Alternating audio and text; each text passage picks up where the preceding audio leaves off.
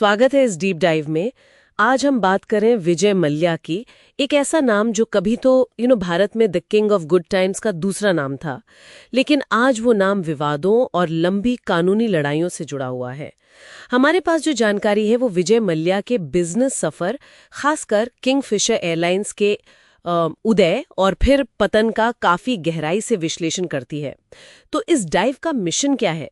देखिए, हमें ये समझना है कि आखिर किंगफिशर एयरलाइंस क्यों फेल हो गई। क्या ये सिर्फ एक बहुत ज़्यादा महत्वाकांक्षी बिजनेस मॉडल था जो शायद अपने समय से आगे था, या फिर इसमें वित्तीय गड़बड़ियां थीं, मैनेजमेंट की बड़ी चूकें थीं? क्या था असल में? चलिए इसी को समझने की कोशिश करते हैं। देखिए, शुरुआत तो बहुत ज़बरदस्त थी। अपने पिता से यूनाइटेड ब्रूरीज ग्रुप विरासत में मिला और मल्ल्या ने उसे नई ऊंचाइयों पर पहुंचाया। किंगफिशर बेयर एक ग्लोबल ब्रांड बन गया, ये हम सब जानते हैं। और फिर आई वो किंग ऑफ गुड टाइम्स वाली छवि। और दिलचस्प बात यह है कि सिर्फ एक पर्सनालिटी वाली बात नहीं थी, ये असल में विज्ञापनों पर जो रोक थी उसके बीच किंगफिशर ब्रांड को प्रमोट करने की एक चालाक मार्केटिंग स्ट्रैटेजी थी। इसमें वो सरोगेट विज्ञापन का इस्तेमाल था, जैसे किंगफिशर के नाम से सोडा या पानी बेचना, और साथ ही बड़े ग्लैमरस इवेंट्स, वो कैलेंडर, ताकि ब्रांड लोगों के दिमाग में बना रहे। फिर 2005 में आया किंगफिशर एयरलाइंस का वो बड़ा सपना, भारत में हवाई यात्रा को एकदम लग्जरीज बनाना। वादा था फ्लाई द गुड टाइम्स का, और शुरू में तो काफी तारीफ भी हुई इसकी। बिल्कुल, लेकिन यहीं से कहानी में थोड़ा अब पेच आना शुरू होता है। एयरलाइन का जो बिजनेस मॉडल था ना, वो शुरू से ही कहीं ना कहीं सवालों के घेरे में था।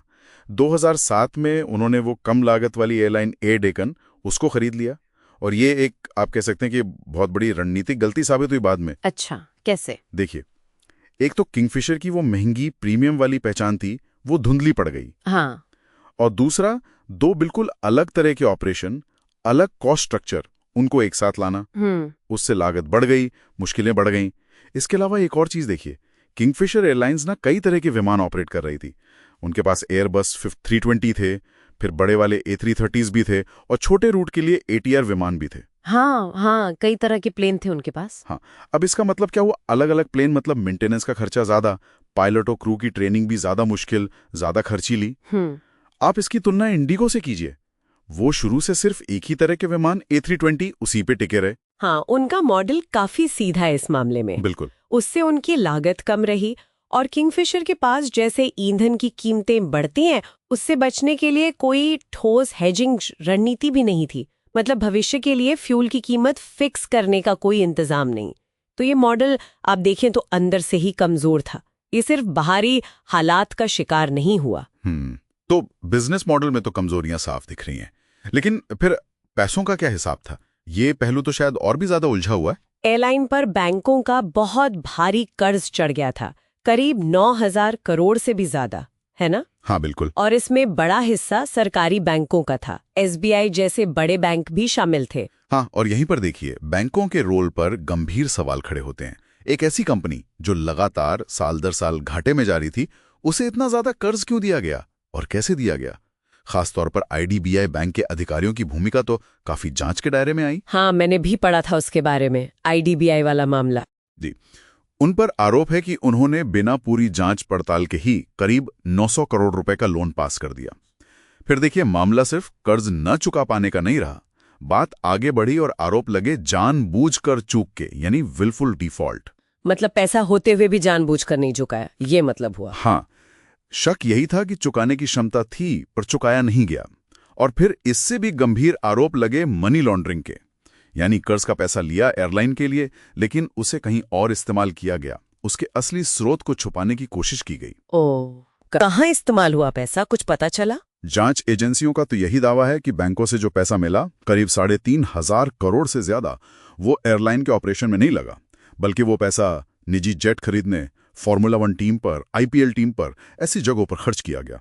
तो ये सिर्फ एक बिजनेस का फेल होना नहीं था, ये तो कथित तौर पर एक बहुत बड़ा वित्तीय अपराध का मामला बन गया। बाप रे, इसके बाद तो फिर सब तेजी से बदला होगा। अक्टूबर 2012 में DGCA ने किंगफिशर का फ्लाइंग लाइसेंस सस्पेंड कर दिया। हाँ, और उसका सीधा असर पड़ा हजारों कर्मचारियों पर।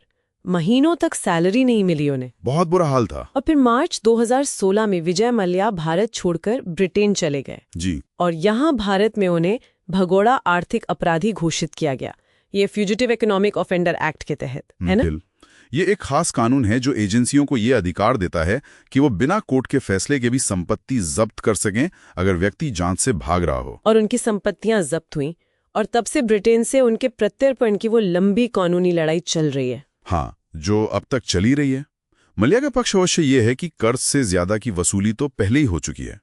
वो कहते हैं कि करीब 14,100 करोड़ रुपए की संपत्तियां या तो जब्त हुई हैं या बेची गई हैं बैंकों द्वारा, और ये सब एक तरह का राजनीतिक विषंट है। लेकिन बैंक और एजेंसियां क्या कहती हैं? पूरे हंगामे में, जैसा मैंने पहले कहा, सबसे बड़ा मानवीय पहलू वो कर्मचारी हैं, उनका दर्द, उनका बकाया ही करीब 300 करोड़ बताया जाता है।